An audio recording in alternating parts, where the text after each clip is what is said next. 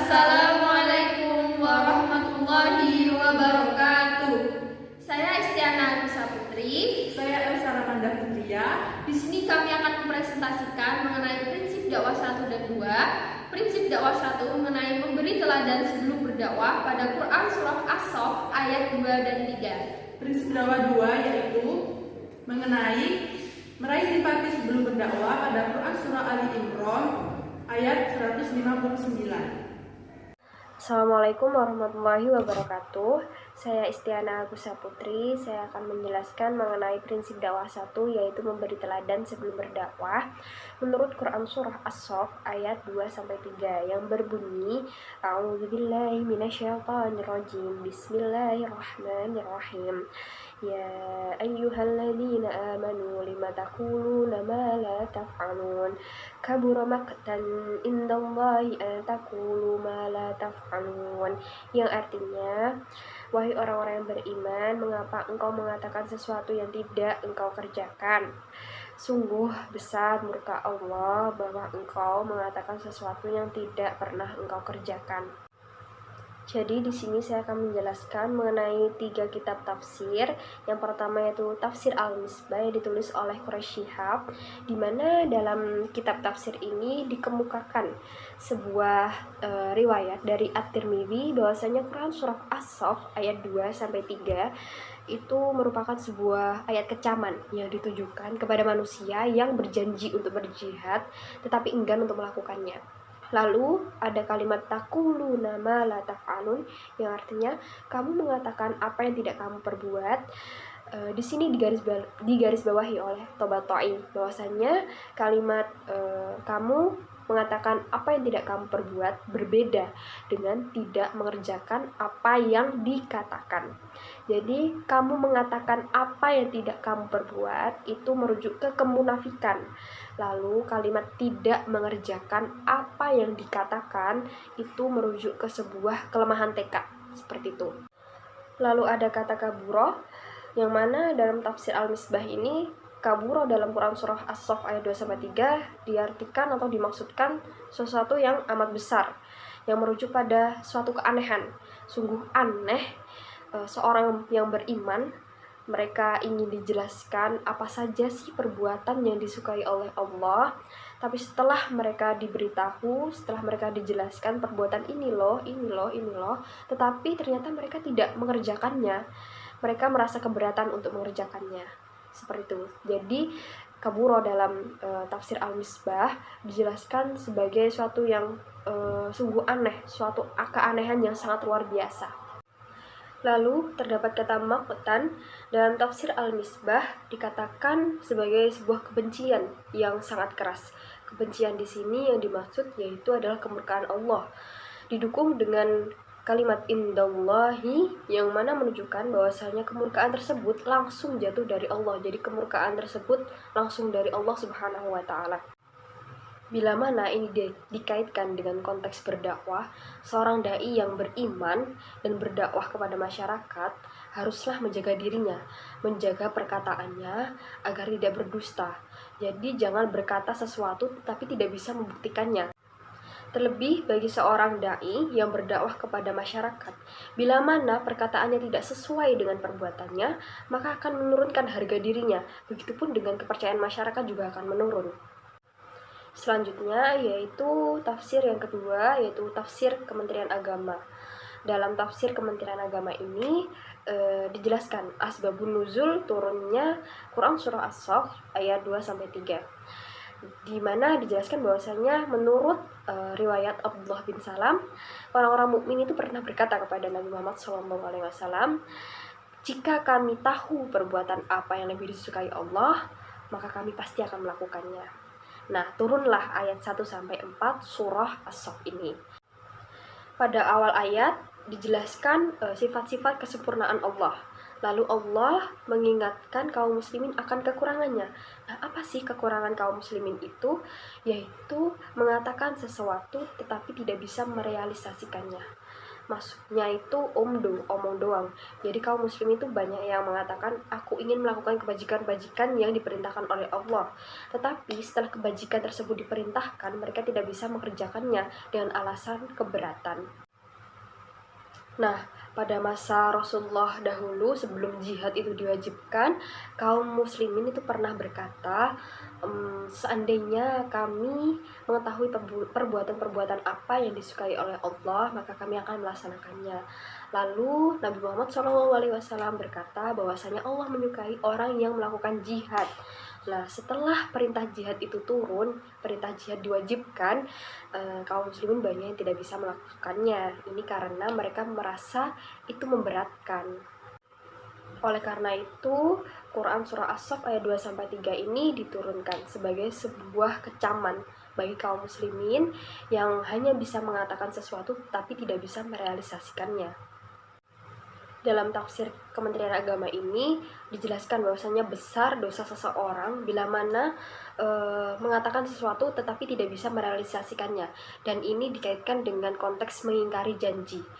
Kemudian pada tafsir yang ketiga yaitu tafsir Al-Azhar dijelaskan bahwasanya Quran Surah As-Saff ayat 2-3 merupakan ayat sebuah kecaman yang sungguh-sungguh bagi kaum muslimin yang mengaku beriman agar tidak mudah berbohong atau berdusta. Dijelaskan juga bahwa tiap orang yang beriman harus bisa menjaga keimanannya, menjaga muruahnya atau harga dirinya agar tidak mengatakan sesuatu tapi tidak bisa membuktikannya. Dalam konteks berdakwah, seorang dai sebagai orang yang beriman dan berdakwah kepada masyarakat, menyebarkan Islam, haruslah bersikap jujur dan tidak melakukan perbuatan dusta. Hal ini berkaitan dengan kepercayaan masyarakat. Pada kesempatan kali ini, saya Elsa akan membahas mengenai prinsip dakwah 2, yakni meraih simpati sebelum berdakwah, yang termaktub dalam Quran Surah Ali Imran ayat 159 yang berbunyi, A'udzubillahi minasyaitonirrajim. Bismillahirrahmanirrahim. Fabima rahmatin minallahi linta lahum walau kunta faddan ghalidhal qalbi lanfaddu min hawlika fa'fu anhum wastaghfir lahum wasyawirhum fil amr fa idza azamta fatawakkal 'ala Allah innallaha yuhibbul mutawakkilin, yang artinya, maka berkat rahmat Allah engkau Muhammad berlaku lemah lembut terhadap mereka. Sekiranya engkau bersikap kasar dan berhati keras, tentulah mereka menjauhkan diri dari sekitarmu. Karena itu, maafkanlah mereka dan mohonkanlah ampun bagi mereka, dan bermusyawarahlah dengan mereka dalam urusan itu. Kemudian, bila engkau telah membulatkan tekad, maka bertawakallah kepada Allah. Sesungguhnya Allah menyukai orang yang bertawakal kepadanya.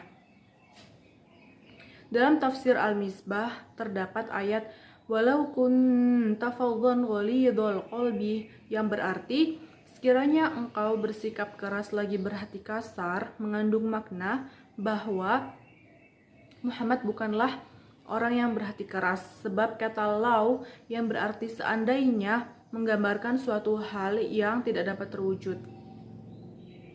Pada ayat ini juga mengisyaratkan lapangan musyawarah, yakni fil amr, yang berarti dalam urusan itu.